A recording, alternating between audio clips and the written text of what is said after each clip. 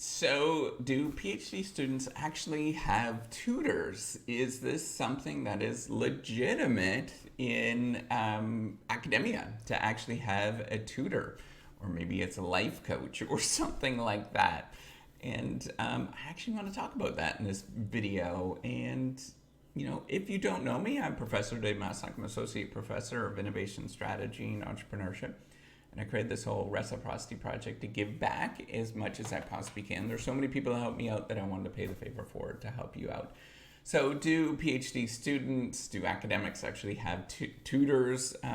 Most often they actually don't. I would say that there is some tutoring that goes on, but it's different. I'm going to talk about that. So, if you are a PhD student, if you're a graduate student, you're struggling and you're doing research, then you probably have to work with your supervisor or lab colleagues to work through the particular problems that you have.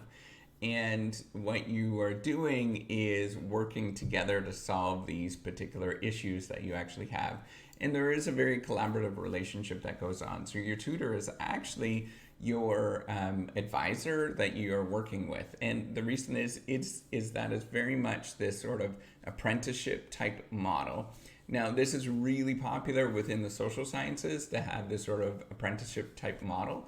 In the natural sciences and like the hard sciences, it's a little different because it's going to be much more of this sort of big science kind of structure where the PI, principal investigator, is going to be much more like managing the lab, and it's going to be less time that you are going to be dedicated to. But then they have this sort of structure where everybody helps each other out, kind of in a hierarchical format. So if you need a tutor at this moment and you're struggling with anything within graduate school or as a PhD student, as a professor, I highly recommend that you check out the reciprocity YouTube videos.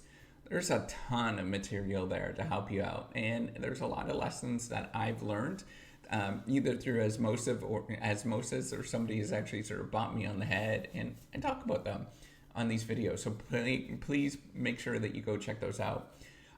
The other thing that I want you to do is actually have a real conversation with your supervisor or your advisor that you are interacting with and let them know what's going on. And it doesn't matter what kind of issue that you're having, and that's where I think that's where a lot of people go wrong, is that they don't have these conversations. They don't really talk about things, and sort of they take it in and they really struggle with it. And so you really need to have that conversation repeatedly over and over and over again until you get something and you do something until it actually works.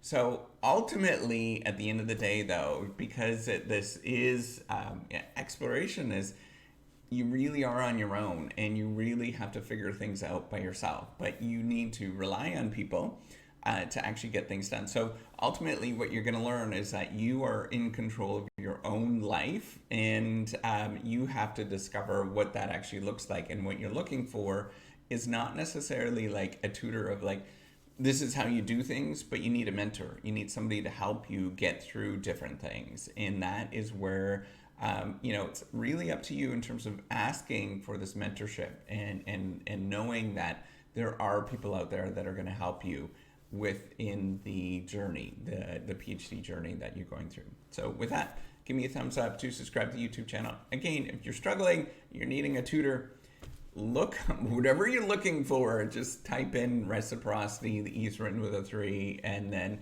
in YouTube, and then ask your question. There's like over, there's probably going to be thousands of videos available for you, and that's going to be helpful.